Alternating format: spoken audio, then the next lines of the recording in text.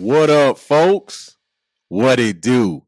Welcome to the best advice ever podcast with comedian Mike Goodwin, me, the bow tie comedian, sans the bow tie, man. Excited to be back. Thank you so much for joining me again for another episode. Such an honor and a privilege to have you here listening or watching. I don't know where you are ingesting this content, but wherever you are, I want to say thank you. You could have been anywhere in the world, but you're here with me, and I appreciate it. We are rocking and rolling, man. We are in the fourth quarter of the year. It's the most wonderful time of the year, fall, state fair time. Like when the wind blows and you got to put on some layers. That's an enjoyable time of the year for me.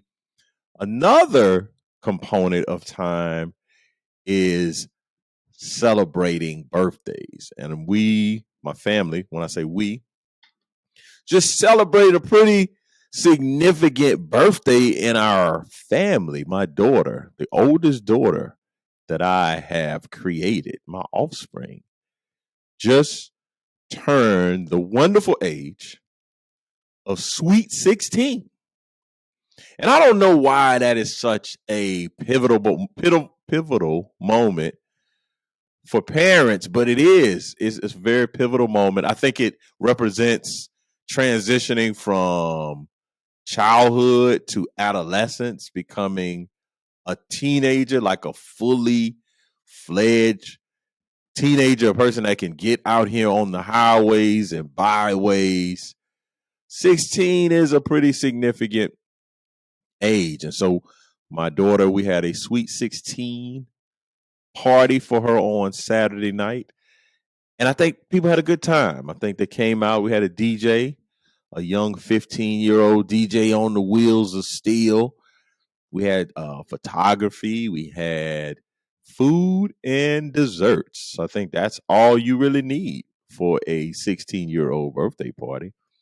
And they were in there. She had her friends and family members that came out for a night of 16 party celebration.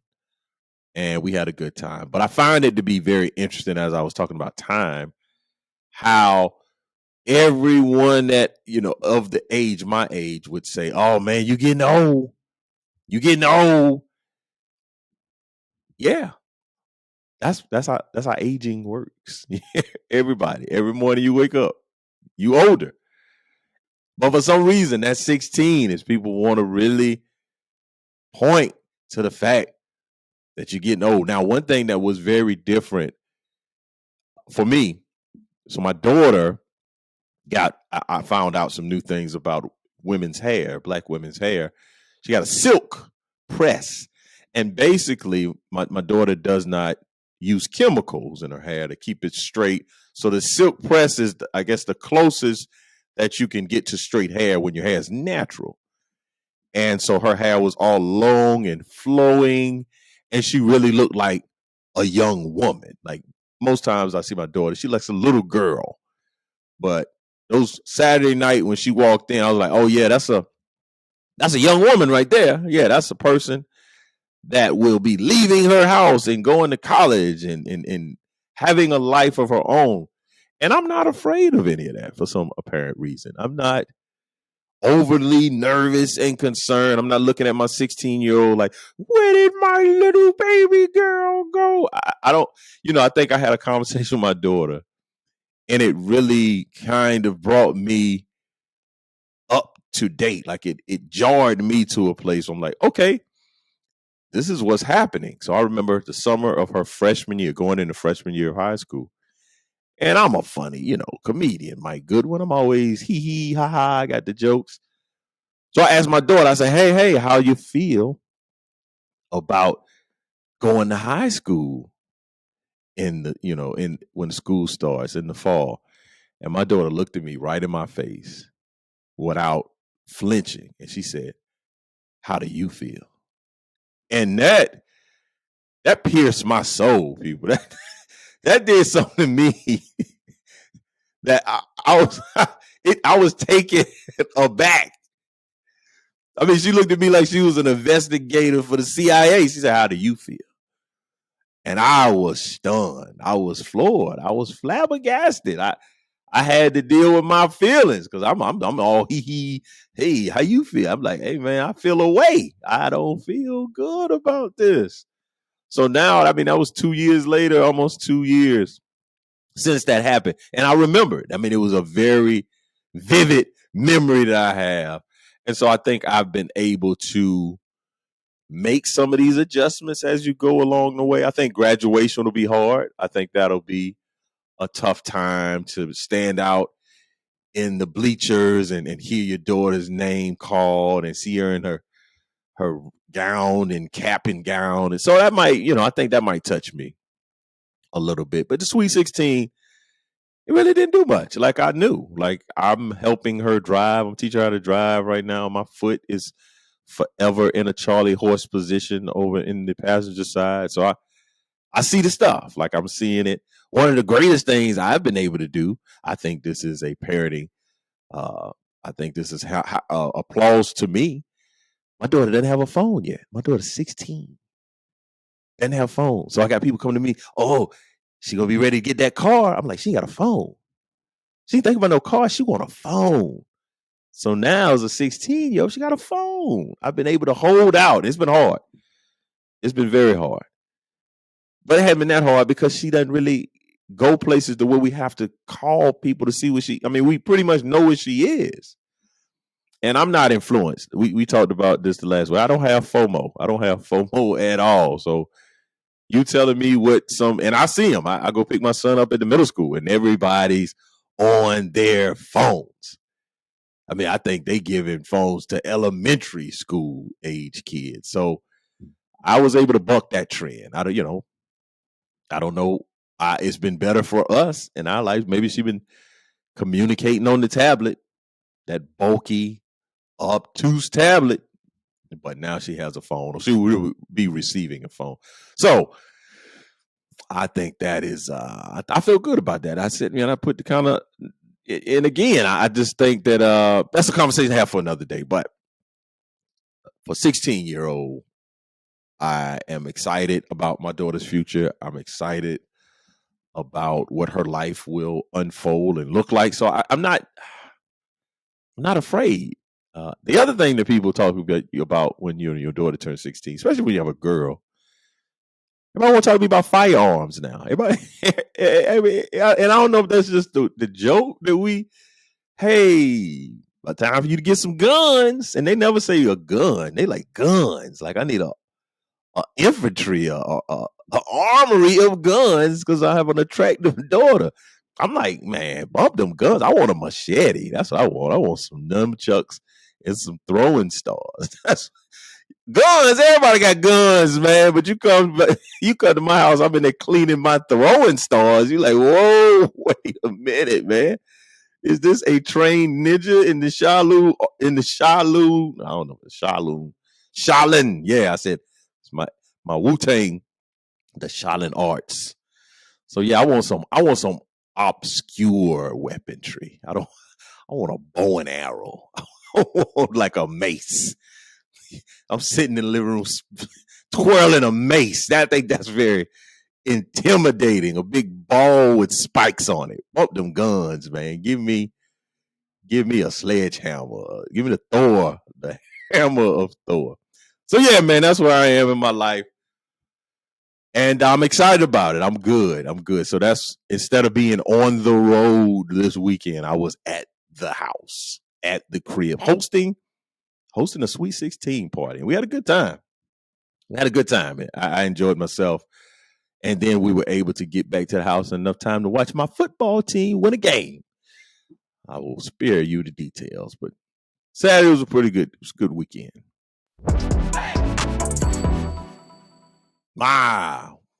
Now we've transitioned into one of my favorite parts of the podcast. It's the what you're not gonna do part. I don't know why my voice was so high right there. Let's try that again. What you're not gonna do part of the broadcast. Yeah. What you're not going to do, if you're not familiar, that's a word that we use quite often down here in the South. And it basically is a command warning. It's like, hey, man, before you go any further, what you're not going to do is continuing the activities that you're doing. And so I find these news stories often, and I highlight what is happening out here in the US of A. So in Massachusetts, Swampscott, that's an interesting place for a town or a city.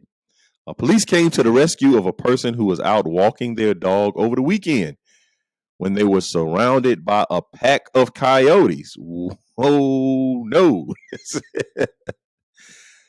You got to call 911 on the coyotes. This is you just out walking, little Fluffy.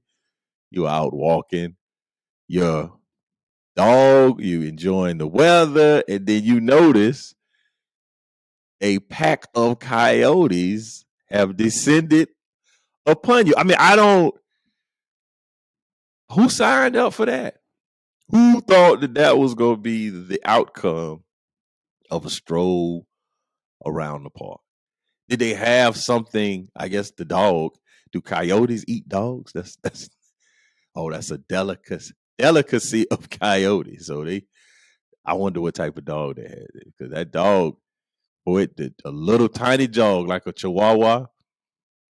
Yeah, they was like, man, it is a weekend. We about to have us some Chihuahua wings. That's what we about to do.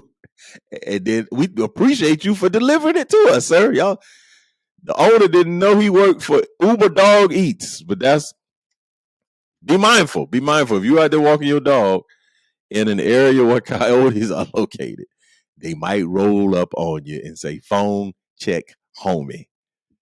What you got on my books? Because we about to jack you for that dog. In New Mexico, Roswell, New Mexico, I'm very fascinated with this city.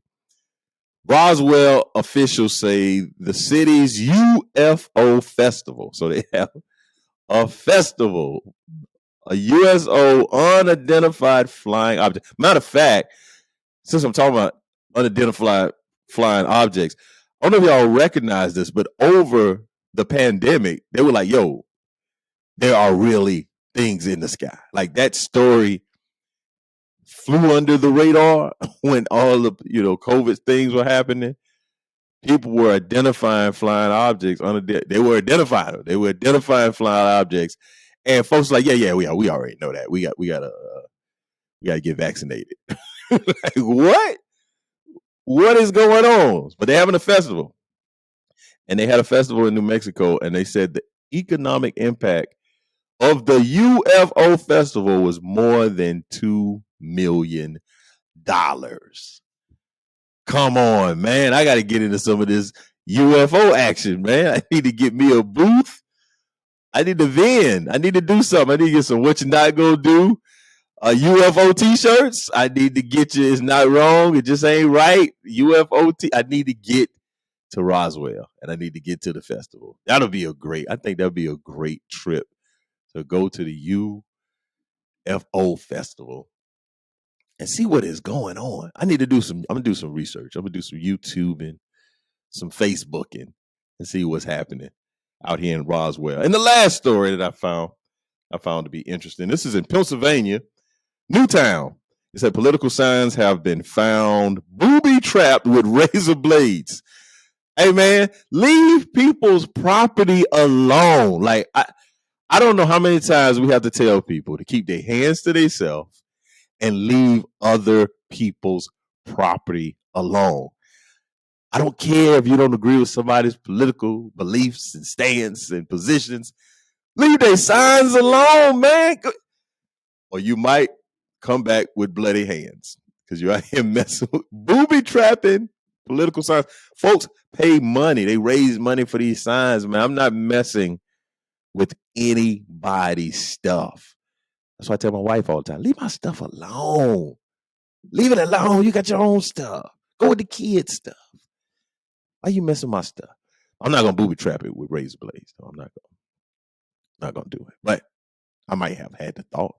I'm not gonna do it, but I might have considered. I'm not personally. I love my wife and her fingers. I like them to be all attached to her body. But if somebody need to learn a lesson, booby trap and razor is not a bad. It's not a bad idea. Not, what else should we booby trap with razors? That's what some of these convenience stores should do with the cigarettes. Put some razor booby traps on there. You're stealing cigarettes and beer. I'm from the small town. I was there. This is my dad. And a dude stole like a suitcase of beer, like in the middle of the day. And I knew he was up to no good. I knew he was up to criminal activity because he just kept circling. You could tell when people real fidgety. Like, yeah, man, this guy was about to steal some beer, man. Stole a whole suitcase. I wasn't gonna do anything. I'm not gonna do citizens arrest. I got my own issues to be concerned about. And the last thing, and I'm not gonna even stay on this long, but this is not humorous. This is a real serious moment. What you're not gonna do, and I'm especially talking to dudes, to men, or even if you have men in your life, you have a husband, a brother, a son, an uncle, a nephew. What you're not gonna do is suffer silently, dudes. Man, I am encountering more and more of guys that are silently suffering with issues that they can easily be helped with. Like, very simply be assisted. Like, there's something about men where we like, man, I'm not going to ask for help. I'm dealing with something in my life, like my personal life, that's like, dude, why you didn't ask for help, man? Are you serious?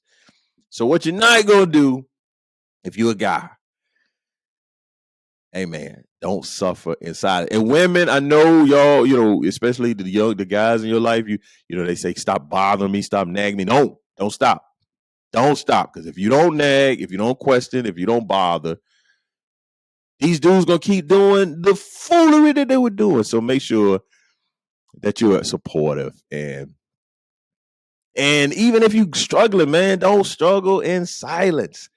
We all struggle out here. The world is a struggle. It's a struggle. Like, that doesn't mean you got to struggle alone. So what you're not going to do is be struggling in silence, gentlemen. That's what you're not going to do.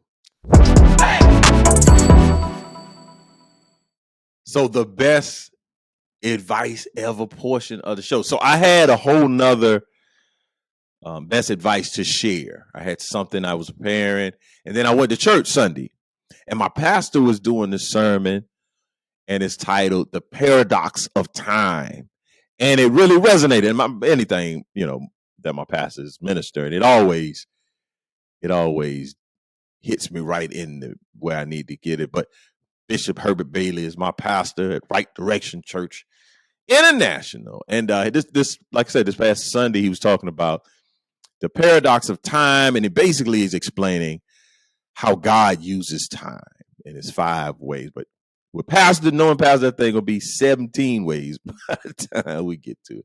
But it made me think, and I readjusted the best advice ever that I was going to share, because I not only had that experience at church, then I went to visit someone in the hospital, and I have a family member who's currently in hospice, and she is 102 years old. And she's basically like, get me out of here. Like, what in the world? She literally said to her grandchildren recently, she said she thinks the Lord has forgotten her. Like, why won't he let me come home? Like, she said she's done all the things. She checked all the boxes. And she's ready to go. I mean, she's lived to be 102. Her birthday will be in December, so she'll be 103 in December. So it made me think about the concept of time. And so the best advice ever that I'll share today with you is something that I've often said, and I'm not necessarily certain where I heard it or read it, but it's time will either expose you or promote you. Time will either expose you or promote you. And I think the thing that my pastor said that really hit me was he said that in time, when you're younger, you want time to speed up. And then when you're older, you want time to slow down. But when no one has ever had a conversation or has, I guess, talked to us, they talk to us, but it's indirectly. I don't think anyone has ever given me the keys to use time to my benefit, use time as a friend as opposed to using time as a foe. You know, one of my a line I think about is friend or foe, yo, state your biz. You know, it's like where do you fall? And time has been both of those to me. Time has been a friend and time has been a foe. But I think that if we're more mindful of time, it can be far more beneficial to us than it can be detrimental. Because I think what happens, especially when you're younger, you really think you have a lot of time. You just are under the impression, oh man, I'll get around to that. I got time. Oh yeah. I'll do that in a couple of weeks. I'll do that tomorrow. And that's not the best use of time. Time is a thing that you have to use it right then and there. You have to take the opportunity to get the most out of time. I hate going to eat chicken wings with people that don't appreciate chicken. And they leave a lot of meat on the bone. That's not how you use time. Time, you got to get it down to the gristle. Like you get it. I'm telling you, I'm not gonna call out any particular groups of people, but there's a group of people that I've been around, folks of the non-melanin persuasion. They're just a lot of meat. I remember going to an NFL game with a buddy of mine and his little boys, and they were not of the melanin persuasion. We went to Bojangles, man, and I was watching them boys eat those chicken wings, and man, it was so much meat. And I was like, "What? They done?" And I was full. Like I've eaten. I'm not hungry, but I wanted to eat the meat that they left behind because it's just wasteful. It's wasteful. Don't do that. And that's how time is. Don't allow time to not. Don't allow yourself not to utilize the fullness of time. And I think a lot about that the best advice ever, the idea of time will either expose you or it will promote you. Because I grew up and we learned something that I think was a terrible, I'm not going to put it on the worst advice ever, but people would tell us routinely to fake it until you make it. That's what's often was given to me as you climb in the corporate ladder, as you're going forward in your life, fake it until you make it. And I just think that that's an awful piece of advice, because what they didn't tell us about, there's something exists that calls the imposter syndrome. The imposter syndrome is basically this feeling, and I have the actual definition. It's a physiological occurrence in which an individual doubts their skills, talents, or accomplishments and has a persistent internalized fear of being exposed as a fraud. So on one angle, people are telling you to fake it until you make it, and that's how you gain success. But on the other angle, you're internally feeling like, hey man, they're going to find me out. I'm a fraud. I'm not who they think I am. And I dealt with that. I've dealt with that. And I think in different stages of life, you deal with it. But I dealt with it pretty heavily. I used to work at this private school. I worked at this private school. I had a job at the University of South Carolina. I was working my way up to kind of the higher education ladder. And I took a job at this private school, one of the, premier private schools in our city. And I got the job as the college counselor over there. Now, I, at that point, had graduated from the University of South Carolina with a master's in higher ed administration. I'd had goals and aspirations to work in student affairs at a university level, but I was presented with this opportunity to help families navigate the college admission process, and I was like, "Oh yeah, man, sign me up. That sounds that sounds pretty cool." So I went over and did the interviews, and ultimately liked what I heard about the job and was offered the job and took the job. Now, what I didn't realize at the time was how much my actual college wasn't a premier school. Like my college, I went to a state university here in South Carolina. We don't have Division I athletics. We're a Division II school.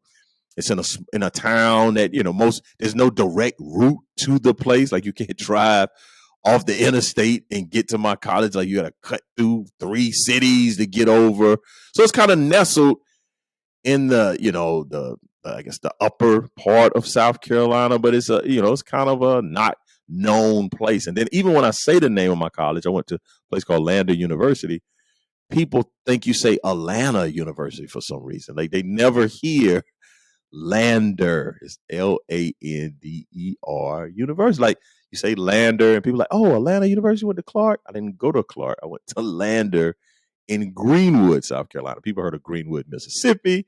They've heard of Greenwood, Oklahoma, but they've never heard of Greenwood, South Carolina. So there's a lot of obscurity, a lot of unknown, and it's not it's not in the top 50, and it's not Phi Beta Kappa registered. It's just not a place. It was just a tremendous academic reputation. But it was a great college for me. I had a wonderful experience. I grew, I developed, I found my wife, made some lifelong friends. Like it was absolutely the perfect school for me at the moment in time that I needed.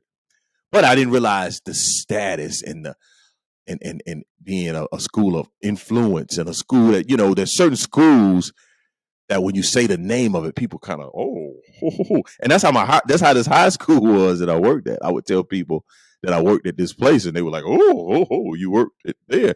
So I'd never had that experience before. I didn't work in places where people, get up on their tippy toes when they say the school. But there's certain schools that you say Vanderbilt or Stanford, people get up on their tippy toes. And so not only did not people get on their tippy toes with my school, they kind of like scoffed at my school, like, ugh, like, ugh. Or, if you mention, I would have conversations and I'm meeting with parents and students. And if I mentioned my school, they would look at me as if I said some vulgar thing in the meeting. Now, at the time, they probably were paying an equal amount of money to attend this high school that folks were paying to go to my college. And so there's a level of expectation. Like if we're paying this for high school, surely there's a standard and status of school that is expected from paying this type of price. And it wasn't about the education, it was about status. And so I found myself there really being uncomfortable about my education. I didn't want to wear my shirt, my college shirt on college school day. And when people would ask me where I went to college, I would be ashamed. I would feel like a fraud. How am I helping these students get into these great schools, these significant universities, these prestigious universities? And I went to this little humdrum school. And so I dealt with that, and I dealt with it in silence, like I said earlier, and I was having all these challenges. And at the end of all of that, I realized that none of that matters. What matters is, what do you want? What do you want out of life? Like there are folks that went to Harvard that have a trash work ethic. They have a trash mentality. They don't have a initiative and stick-to-itness and resilience. And there are folks that went to my school that are killing it out here doing the thing and went to lesser schools that, folks would scarf at. So what I would encourage you in terms of time, use time as an advantage. Use time to benefit you and not to be a deficit or a challenge or be something that you are constantly in your own head about. This idea of being an imposter. We're all at some level are impostoring because we're learning. Like I'm impostoring being a podcast person. This is like my third podcast. But should I sit in the house in the corner and say, oh no, I didn't get a credential from the podcast university school of podcasting, and I didn't go and get certification with Joe Rogan in the summertime. Like, no, man, get the camera, get the mic, get you behind in a seat and execute. So if you want to utilize time to the best of its greatest resource, or use time in the way that it best needs to be used, you got to execute. And there's a couple of other things that I would share with you about a time. The best way to use time is to have a vision. Have a vision. Know where you want to go. The second way to use time is write your goals down. Like, we have goals, but when you write them down, they'll give you some idea of the path that you're traveling. And not just write them down and review them. Because we can write goals and we put them in a notebook, and then we'll look 3 years later, like, oh yeah, I did want to start a podcast. So write the goals down and review them. The next one is have some accountability. Have accountability. Have folks that you're telling, hey, this is what I want to accomplish, and they can hold you accountable for it. And the other thing to do, reward yourself, man. Quit vicariously saying, when I get to this point, I'll be where I want to be. No, man, enjoy the journey. Enjoy the journey. I think about a number of folks that would say, oh man, once I get this degree, once I get married, once I buy my house, like, you know what you can do on your way to buying your house? You have a celebration. You can feel good about life. You can still be excited about what you have going on. So reward yourself. Don't wait to some imaginary point where you say, oh, once I get there, everything's going to be cool and I'm just going to coast. That's unrealistic. So reward yourself. And then the last thing, this is something I've learned, I think that will be most beneficial as it relates to time. If there's a certain area that you are interested in, spend an hour a day reading in that area. Do that for 5 years. I'm a person that loves leadership and communication, so I try to read for an hour a day on the topic of leadership and communication. And over 5 years, it don't even have to be 5 years. It could be 10 years. It could be 15 years. Just consistently doing it. And over the course of time will promote you and it won't expose you. So I think that the idea of being an imposter syndrome, or that idea of imposter, I don't think that's a bad thing. Just continue to work. Continue to gain skills. Continue to get the proficiencies and the competencies that you need to feel like, oh yeah, I'm pretty comfortable. When I started doing stand-up, I felt like an imposter. Now I'm pretty skilled. I'm pretty confident in my abilities because I put in the time and I put in the work, and time has promoted me as opposed to exposing me. So hopefully that will help you.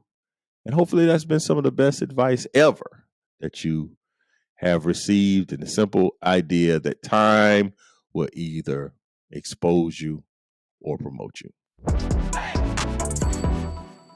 All right, so this is a new segment I want to try. I'm going to do, and I'll periodically drop it in. And this segment is called The Church of Deion Sanders. This is this segment. I got a friend of mine. Her name is Allison Moore. She's a comedian. You need to check her out. But she constantly, anytime we talk, she always asks me, when am I going to start my church? She's like, Mike, whenever you and Rosalind going to start your church, I'm going to be the first attendee. And I always tell her, I'm never starting a church. You don't have to worry about me starting the church. It won't happen. It can't happen. Matter of fact, my friend, I got a buddy, Trey Brave, he always tells me I couldn't be a pastor because I share bad news horribly. I don't say, hey, man, you're sitting down. Hey, I got something tough to tell you. I text. Hey, man, Sally Mae died. And he like, whoa, bro, what are you doing? Yeah, she had a heart attack. Like, bro, you have no pastoral care. You have no tact. But my friend says that all the time when I'm starting my church. So I'm saying that to Deion. Whenever Deion Sanders starts a church, I'm sorry, I'm sorry, Bishop. I am out. I am going. Well, I may not leave because now you can virtually be a member at somebody's church. You don't have to leave your church. So I'm gonna stay at my church. But if Dion starts a church, I will be one of the founding members of, and that's, we need to figure out a name of Dion Church. That we gonna call it the Church of Pentecostal Prime Time. Like, we need to figure out that could be something. Y'all send in names of churches for what we call the Church of Deion Sanders. And so the reason I say that, Deion is very inspirational to me. He's very inspirational. Everybody knows, if you don't know, he's the head coach at Jacksonville State, HBCU University, where he's the coach, and he's making some waves. Like, he's readjusting how people look at HBCU athletics. He has all the eyes on him. He was on Good Morning America this past Friday. They had Jacksonville State homecoming on Johnson. What is it? JSU. Why I keep saying Jacksonville? Jackson State. Yeah. Jackson State. He was on Good Morning America. They had Jackson State University's homecoming on Good Morning America. They were interviewing students and the coach on Good Morning America. And so, you may not know this about him. Deion put out a song. This is one of the wonderful things about Deion Sanders. He has a song. If you've not seen it, I would encourage you to go to YouTube and type in "Must Be the Money." That is the song. And I believe that song came out when I was a young adult. Like, I remember seeing the video. I remember thinking it was one of the most hilarious things I've ever seen in my life. Because even though Deion's an outstanding athlete, I never saw him as a rapper. He was doing the Drake thing before Drake existed. So there was not really, at that point, people that were kind of rap singing. That wasn't a real kind of thing at the point. So when he showed up on the scene doing it, it was kind of gimmicky. Like, I enjoyed it. It was funny. But I'm telling you, the lyrics are probably some of the most hilarious. And I'm going to shout out this particular lyric that just every time I hear it, and I even mashed two different lyrics together. I used to say, but there's a lyric where he says, "Diamond Rolex, gators on my feet." That's a lyric, but then I mashed it with this next lyric. So I'm gonna tell you my wrong lyric, and then I'm gonna tell you what the actual song says. So I always thought about this particular verse is "Diamond Rolex, gators on my feet. The club is packed, but I sits in VIP." So "sits in VIP" is one of the funniest lines I've ever heard in my life. I literally am thinking about doing a comedy special and call it "I sits in VIP." Like, that just is that's such a classic line. The club is back. I don't care nothing about that. You know why? Because I sits in VIP, baby. So that was the incorrect lyric. This is the real lyric. The place is packed, nowhere to find a seat, but I don't worry because I sits in VIP. That's the line.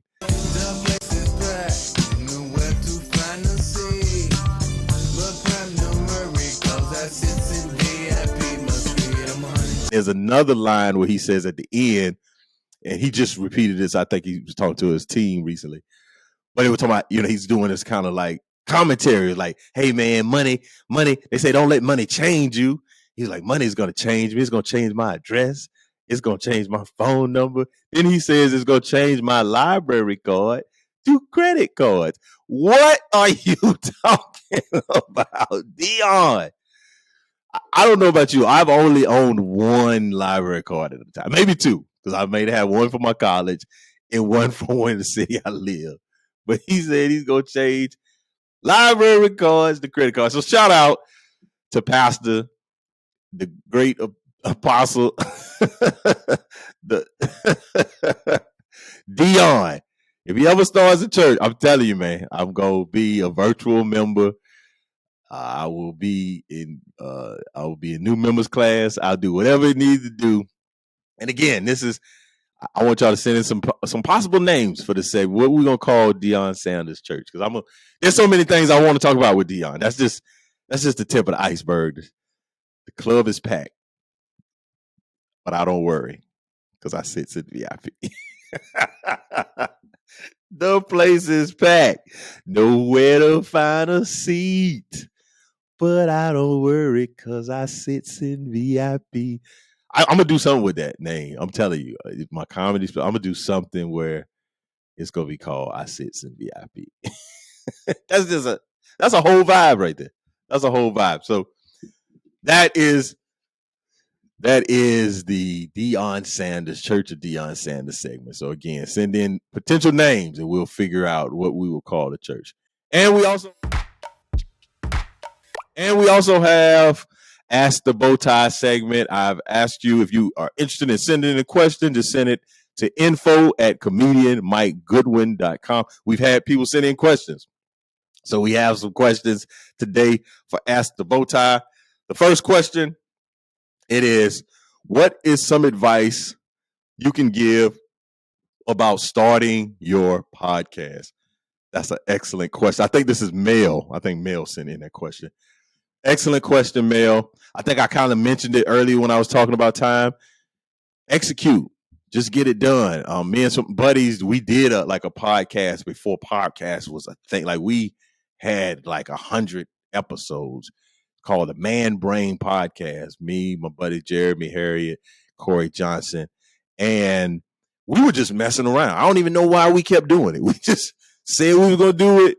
We said let's do it, and so we did it. So I had experience doing podcasts, and before I instituted my own. But I think the first thing I would say is just get the equipment. Whether you can do it in a Zoom, you can do it on Riverside is what I use in terms of recording the content. You can do it on your phone. Just do a podcast. You can do the audio, take the audio, but execute, get it done. Now, this is advice, this next piece of advice, especially for podcast. This is more of an entrepreneurial advice that I want to give people. Whenever you're out to try to do something, hire somebody. Like, hey man, we got to stop trying to do stuff on our own. Like, you have to hire people. Now, again, I understand you may not have this tremendous budget, but find people that are growing with you growing. And you'll be surprised. If you do some research, folks aren't, it's not going to be as expensive as your mind tells you it is. What happens typically, folks are interested in hiring people and they go and hire the first person they think about, and that person takes advantage of them, or that person's super expensive. It's not a good experience. And then now people are like, I'm not hiring people anymore. No, man, vet the people that you want to hire. Go through like a process like you do for a job. Like you put out an ad. Hey, I'm looking for a producer for my podcast. This is a brand new podcast. My budget's pretty small. I'm looking for someone who's able to work with me and we can, figure out the payments or whatever the case may be. But if you're trying to do something, whether it's entrepreneurial, whether it's professional, personal, get some help and pay people to help. Pay people to help. Now, if you can get free help, that's fine for a while, but at least go into it with the intent to pay. Like somebody will say, hey man, you have to pay me. Okay, that's fine, but I'm gonna pay you anyway because it's the thing to do when you're trying to grow and scale something. So I would say do it, execute. I would also say hire someone to help you do it that has expertise in doing it. And then the other thing, if you're looking at starting a podcast, I would get there's resources out there. Like I did a podcast, like a 5-day podcast challenge. That my guy is a guy named Jonathan Jones. He's your podcast mentor. That's how he's termed himself, the podcast mentor. You can check him out. His on Instagram. There's a number of folks out here that you can just connect with. They have resources. They have resources where they've done it. They have templates where you can just plug and play. And so I would encourage you to, number one, do it.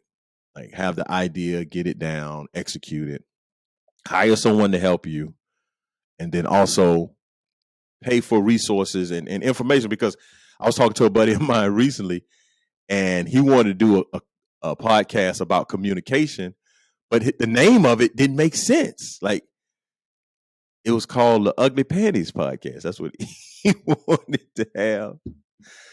Shout out to my guy, Mr. Bryant Smith. It was my college. He was over the multicultural student affairs. He was a mentor of a lifelong mentor. I've been out of college for a number of years, and we just had lunch the other day. But that was the name of his podcast. It was like the Ugly Panties podcast, but it's about communication. Like, hey, that's not gonna work, my man. You gotta call it like the best communication podcast or excellent communication podcast. So get some resources, get feedback and information from other people. Hopefully that has been helpful.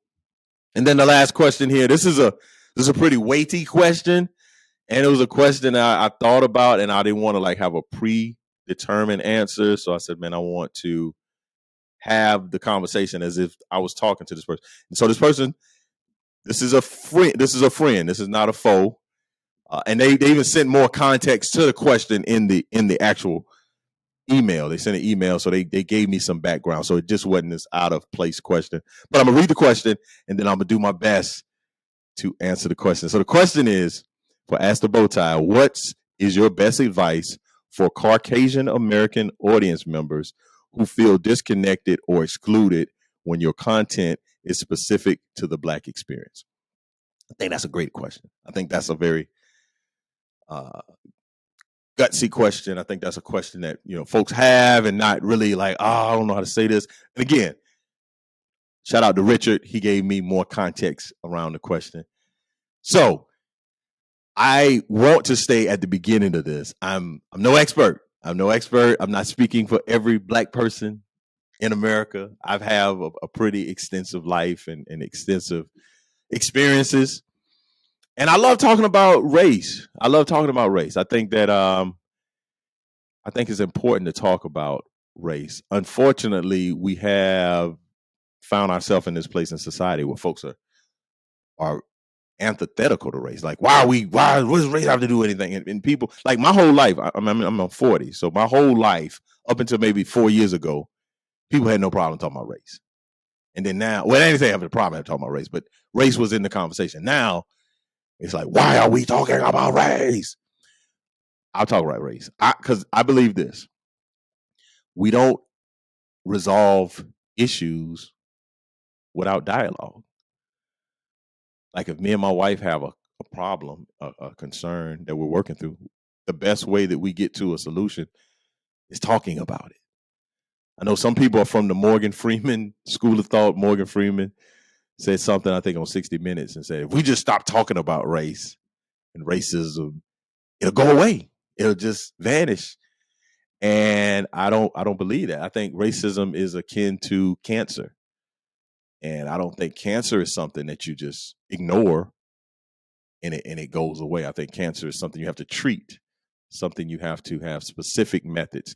So to this question in particular, how do I make members of the Caucasian or white? I say white. I hope you're not upset I hope you don't cringe when you hear the word white. I say white. I say Black. I think the first thing about that I think about is that's a very common experience, especially that's why I think the terminology white privilege comes up, because my whole experience has been through the lens of someone else's experiences that wasn't Black, meaning all through school, I was educated about things that didn't necessarily reflect my experience. I mean, one of my favorite books in school was The Animal Farm. It was about the Russian government and how communism. I don't think there was no Black folks in that book. I don't think it was one Black character. Maybe Boxer. Boxer might have been. The Great Gatsby. The Great Gatsby is a book that resonated with me as a high school student. Actually, I'd never read a book from an African American artist until I got to college.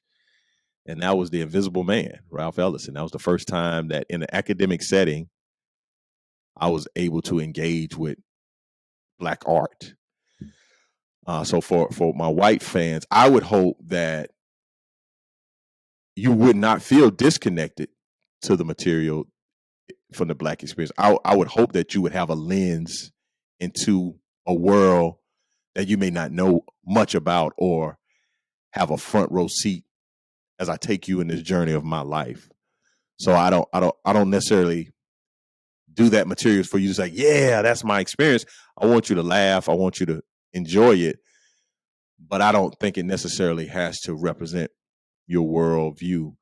Similar to how I engage a lot of content, man. I watch a lot of things that have nothing to do with me. I watch Sons of Anarchy, was one of my favorite series. Sopranos. Matter of fact, with black folks, we gotta watch stuff and we gotta watch out for the strays. Like we get hit with strays, and we're not. I'm just enjoying this mafia show, and then they calling me moolies and eggplants. I'm like, whoa, wait a minute, my man. So I think for this question in particular, first, you don't have to feel disconnected from my material because my material is for everybody, even though you may not have the similar experience. Because what I write, and hopefully I'll talk more about this as we go, and maybe this will elicit more questions. But whenever you think about Mike Goodwin's material, I write from a place of love and not a place of malice. Like when I write material, I write for the majority of the people in the room to laugh. Like I don't split the room up intentionally. Now, there's some things in comedy, I mean, you're gonna provoke and you're gonna. But the way that I do my shows, I'm writing so that 100% of the people in the room will laugh. Now that doesn't always happen. That isn't always the case. But no, as you it's like I was talking to my children this weekend. My son asked me like, who's my favorite music genre, and I was going through the music genres. I was telling them country music. I enjoy country music. Now, I'm not a quote unquote fan. Like I couldn't tell you all these people, but I enjoy country music songs. And one in particular is a guy. Travis Trent has a song, "I'm Gonna Be Somebody," and I don't know how I heard it. And I heard it, and I was like, that resonated. I really enjoy that song. If you would ask me what's my favorite country song, I would probably say "I'm Gonna Be Somebody," but maybe Wagon Wheel, or maybe Chris Stapleton. He got a few that I really enjoy. So, but Travis Trent could be a racist. I don't. That's the danger of engaging with people's content. I would hate to really enjoy somebody and find out that they don't like me. So no, whoever you are, Mike Goodwin is a man of love, a man of peace. I'm not out here hating. I'm not out here these particular groups. I hate labels. You'll never hear me say like the term like Yankees and rednecks and like I don't like those terms. I don't like labels because they can easily come back on you. Like you using all these labels for other people. And I'm thinking about what labels are people going to turn back on me? So I'm not for the labels. I'm for people. I'm from humans. I'm from love, all the stuff. But I do recognize my identity and what I am in the world as a black man. So hopefully that's giving you some kind of place to have some kind of understanding of an answer. I think what I would tell you is enjoy it. And every joke may not be your joke. I often say this in terms of comedy: your vote is to laugh or not laugh, and you have the ability to do such. And again, I write from a place of love. I write from a place that represents goodness, purity, positivity. There's some hard edges. I got some hard edges in my life. My life's a hard edge life. So as fun and as engaging, and I'm light.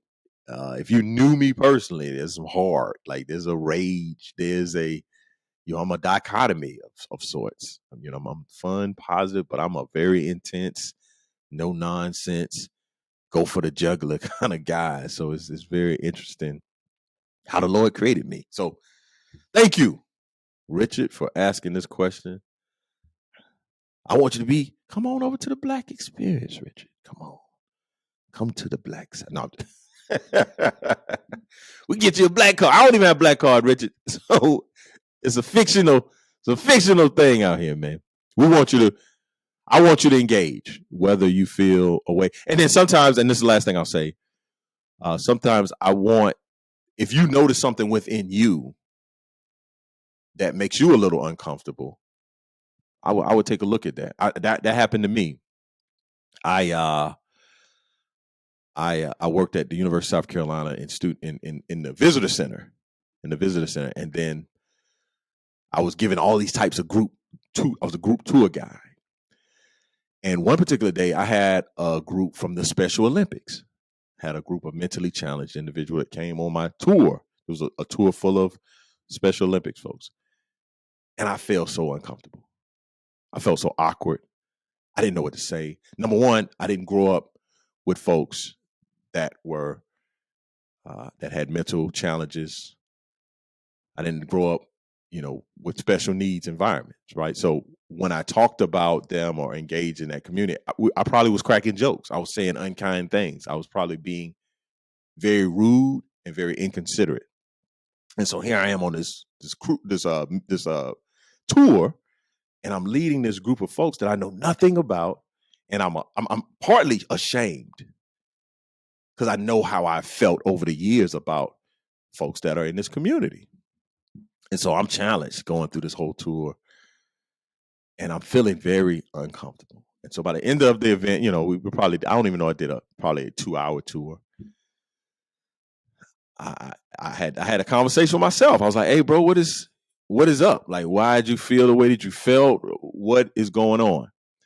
And so I went and volunteered, and I coached a Special Olympics team. I went to become a coach with. They were having practices. I went and did the research. I said, "Okay, I feel very uncomfortable in this community. These folks did nothing to me but come on this tour. They were so positive. They were so funny and engaging. And it was one of the best tours I've ever done. But internally, I felt away. And so I said, man, I don't need to feel like this. Like, this is inappropriate. So I went, did some research, and I found out that there were opportunities for me to volunteer. And I said, oh, I love basketball. I'll go coach this basketball team. And man, I went and took my Sundays when I was in graduate school, and I probably coached for 2 years. And I coached, and I spent time with this group, this community that I had not spent time with before. I had all these preconceived notions about. I had all these feelings and thoughts about, but I didn't know personally.